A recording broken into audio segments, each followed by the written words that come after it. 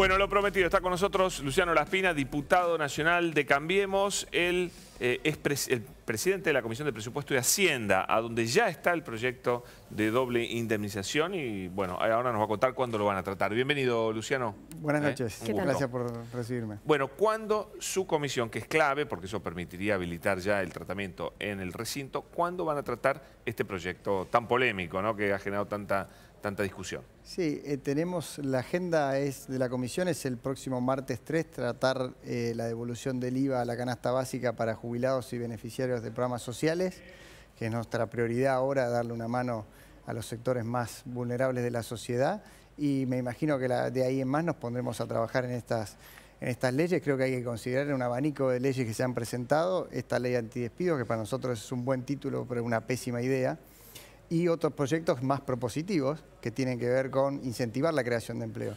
Nosotros creemos que la oposición, o por lo menos el Frente para la Victoria, parte de un diagnóstico errado, que es que los empleos caen cuando los datos presentados por el Ministerio de Trabajo muestran que no hay una caída del empleo, más bien hay un estancamiento del empleo, lo cual es una mala noticia también, pero justamente la preocupación no tiene que ser porque caiga el empleo, que no está cayendo, sino cómo hacemos para que crezca el empleo.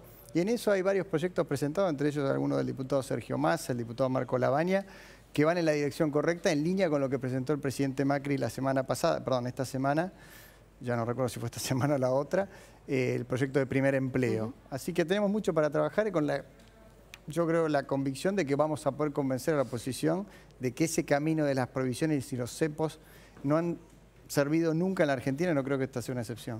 Diputado, hay sectores que dicen que, bueno, la ley que ustedes enviaron, bueno, la ley que propone Cambiemos del primer empleo, es de alguna manera una flexibilización encubierta o por lo menos desfinancia al Estado.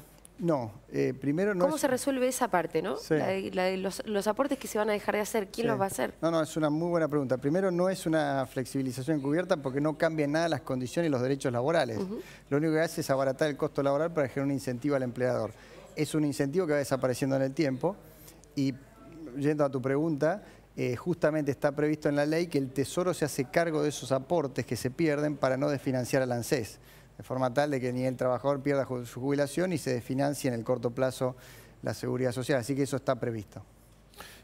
¿Cómo le fue a Marcos Peña en la Cámara de Diputados? Yo creo que muy bien, fue muy claro, expresó un camino de lo que está haciendo el gobierno, la dirección que está intentando perseguir el gobierno. Hubo una gran cantidad de preguntas, todas fueron respondidas por el jefe de gabinete. Es un ejercicio democrático, además cumple con el artículo 102 de la Constitución Nacional, que no se venía haciendo antes. El jefe de gabinete prometió que iba a ir un mes a cada Cámara a dar este informe, lo cual es, creo, una gran señal desde el punto de vista del respeto de las instituciones. ¿Antes no pasaba? No pasaba. Yo recuerdo muy pocas excepciones haberlo visto a Capitanich, a Aníbal Fernández. De hecho, desde que yo soy diputado nacional, nunca presencié un informe del jefe de gabinete. ¿Massa no fue tampoco? Massa no recuerdo, es una buena pregunta. ¿Cuánto que es diputado? Yo asumí en marzo del año pasado. Y esto se supone que tiene que ir a lo sumo cada 2 meses. Claro, o sea, casi un año sin... Más de un año, y nunca asistí a ningún informe del jefe de gabinete. Diputado, las explicaciones del presidente y mucho más todavía de Grindetti fueron un poco insuficientes respecto de la cuestión del Panama Papers. ¿A ustedes los inquieta, los tiene tranquilos? ¿También piensan que podría haber habido más explicaciones? No, yo creo que el presidente fue muy claro respecto a que justamente que no existía una cuenta a declarar, no existían activos ni ingresos para declarar, y que esa sociedad en la cual él solo tenía un papel de director, sociedad que hace muchos años se había creado en su época de empresario, no tuvo ninguna actividad, con lo cual no había nada que declarar. Me parece que... Hay otra sociedad también, Cajemulla. Claro, pero está en la misma situación. O sea, lo que ha dicho el presidente, sus declaraciones juradas son públicas, ahí está toda la información relevante para la AFIP. No ha habido actividad económica, comercial ni transacciones, con lo cual no son informadas.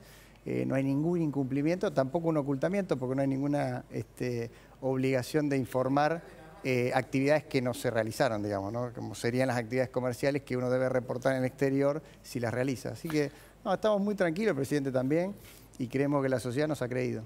Hay una polémica que es fea porque cualquier cantidad de despidos siempre es algo desagradable y lamentable. Un despido es terrible, entonces polemizar sobre cuántos despidos hay siempre es antipático.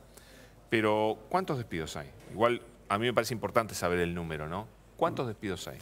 Nosotros, a ver, tenemos que ser prudentes con esto, por esto que decíamos, porque un desempleado o alguien que ha perdido el trabajo en estos meses no va a entender ninguna razón.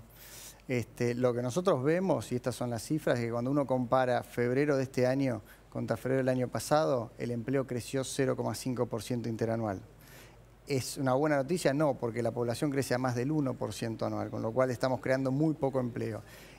Hay trabajadores registrados en el sector privado formal, que son los que tenemos estadísticas, hasta tanto tengamos la encuesta permanente de hogares a mitad de año, que es una encuesta que releva no solo lo formal, sino lo informal, los trabajadores en negro. Trabajadores registrados formales, que son los que los sindicatos básicamente defienden, es prácticamente el mismo número. Incluso en febrero ha crecido unos 20 y pico mil de puestos de trabajo, con lo cual nosotros no vemos un escenario de destrucción del empleo. Sí vemos con preocupación algunos sectores que seguimos con mucha atención, por ejemplo, el caso de la construcción. En el caso de la construcción, a partir de agosto del año pasado se dejaron de pagar los certificados de obra. Y ahí se paralizó. Y ahí se paralizó la construcción y con mucho impacto en los meses de noviembre y diciembre de pérdida de empleo. Nosotros hemos puesto en estos días en marcha otra vez la obra pública, se había paralizado también, porque al inicio de nuestro gobierno hubo que revisar todos los certificados de obra, ver a quién pagar, a quién no, poner al día esas deudas. Y ahora se están empezando a iniciar las licitaciones, a iniciar las obras públicas. El presidente Macri acaba de anunciar un plan de 150.000 millones de pesos de inversión en obras en la provincia de Buenos Aires, y en estos días anunciaremos un plan de obras hídricas y de saneamiento y cloaca en la mayoría de las provincias del país, además del plan Belgrano, que es ese ambicioso plan de infraestructura de transporte en las 10 provincias del norte argentino, que se va a poner en marcha, yo diría eso muy pronto, probablemente lleve un poco más de tiempo, son obras muy complejas, pero todo eso va a dinamizar el empleo en el sector de la construcción. Y después, el ministro de Trabajo, Jorge Trías, está trabajando muy fuerte en detectar los sectores y empresas que tengan dificultades para ir a asistirlo con estos programas REPRO, que se venían usando antes de nuestro gobierno, nosotros hemos mantenido, que son para empresas en crisis. El dato es verdad que los REPRO se bajaron a la mitad. Sí. Pero según me dijo Ezequiel Sabor, fue porque se les pidieron una serie de condiciones a las empresas y hubo 100 empresas que directamente ni se presentaron porque no cumplían con esos requisitos. Como me dio a entender que había como cierto abuso de los REPRO. No sé qué está pasando Es ahora. probable, lo bueno es que no han venido otras 100 empresas de otro lado a pedirnos estas emergencias, con lo cual, insisto, tampoco queremos abusar de estos números. Nosotros estamos preocupados por el empleo porque no crece, no porque esté cayendo, porque no vemos que esté cayendo, pero sí creemos que tiene que crecer mucho más y creemos que hay sectores que hay que atender para que no haya ninguna crisis, y en eso estamos trabajando. Diputado, ¿cómo ve la movilización del viernes?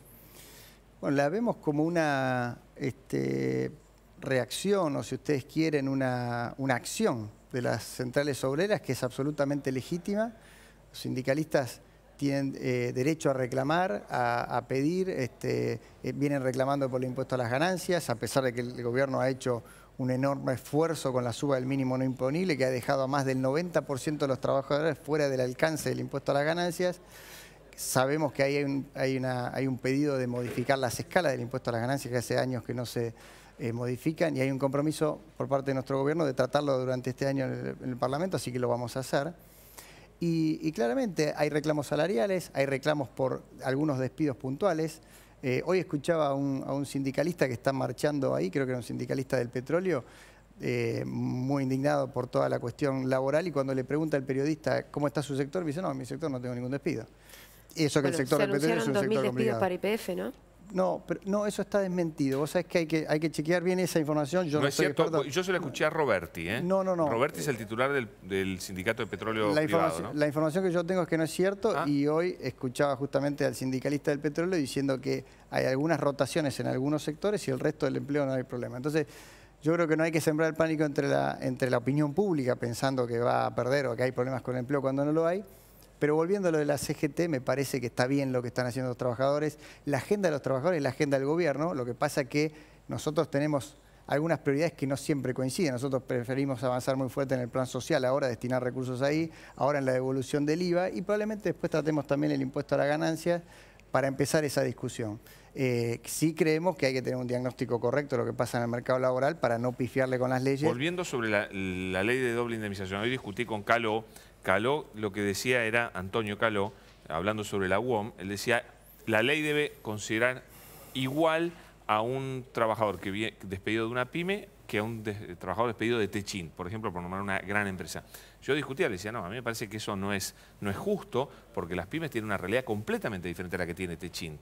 Él decía, un despedido es igual de Techint que de una pyme. ¿Qué opinan ustedes? No, nosotros, a ver, yo creo que sí. Socialmente se trata de un caso similar. Lo que es cierto que la pequeña y mediana empresa tiene menos espalda para resistir, digamos, alguna decisión, alguna fricción en una decisión. Yo insisto, acá me parece lo que tenemos que hacer es ir por una agenda propositiva, una agenda que incentive la creación de empleo, poner en marcha la obra pública, poner en marcha las obras de infraestructura que han estado paralizadas durante mucho tiempo, y eso va a empezar a generar empleo. Nosotros hace 4 o 5 días hábiles... ¿Pero cuándo, Luciano? Porque el gobierno se jugó todo a dar todas las malas noticias en el primer semestre, confiando en que el segundo semestre va a mejorar todo. Ahora, el esfuerzo que está haciendo la población es bravo, ¿no es cierto? Sí. Ahora, si en el segundo semestre no se nota una mejora, la bronca va a ser creciente. Sí, yo creo ahí que nosotros lo que hicimos fue hablarle de frente a la sociedad, decirle cuáles son los problemas. Nos tocó barrer, sacar un poquito la alfombra, la mugre que teníamos abajo de la alfombra. Eso era el cepo cambiario, el conflicto con la deuda, exactamente, las tarifas, en fin, todo eso lo empezamos a solucionar y la gente se da cuenta, y por eso, de alguna forma, a pesar del esfuerzo que está haciendo en el bolsillo, creo que valora esa actitud de hablar con la verdad, y creo que la gente interpreta que vamos por el camino correcto, tratando de hacer las cosas para ir solucionando los problemas y no para acumular los problemas.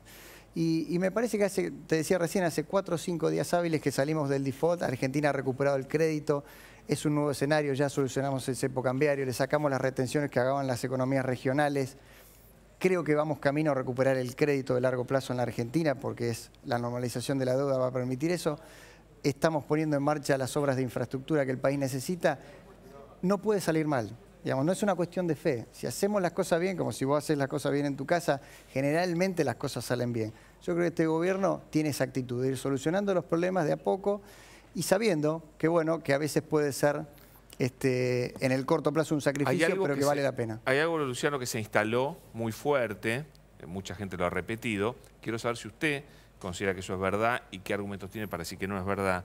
Y es que Macri gobierna para los que más tienen y en detrimento de los que menos tienen. Sí, no, es absolutamente falso. Hemos invertido en gasto social, en lo que va de nuestra gestión, un anualizado de más de 100.000 millones de pesos. Eso incluye no solo el aumento del mínimo no imponible, que beneficia a los sectores medios bajos, la extensión a 1 millón de niños de la asignación universal, la suma fija a los jubilados, ahora la devolución del IVA. O sea, hemos tomado un montón de medidas que van en la tarifa social, que también es cierto, digamos, cuando uno habla de aumentos tarifarios también tiene que pensar que hubo una redistribución de subsidios, que en muchos casos iban a los sectores medios y altos de la sociedad, que pagaban casi nada por la tarifa energética, y no a los más pobres que pagan la garrafa a precio de mercado. Entonces hubo que redistribuir también esos subsidios. Parece que estamos haciendo un esfuerzo muy grande. Tampoco es cierto que la quita de las retenciones sea, por ejemplo, que se acusa mucho al gobierno, háblenle a una economía regional, a un productor, a un pequeño productor, y la quita de las retenciones no es una medida que necesariamente fue mayormente a los ricos. Me parece que ahí hay como un prejuicio.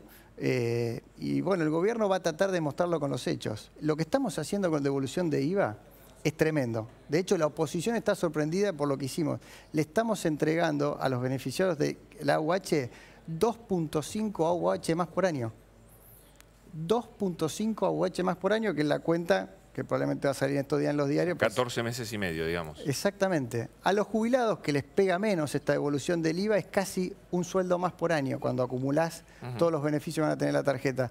Entonces creo que hay que ser justos. Nosotros le damos una situación fiscal muy complicada. Ojalá tuviésemos más plata para inyectar ahí. Pero me parece que lo que estamos haciendo en materia social no es menor.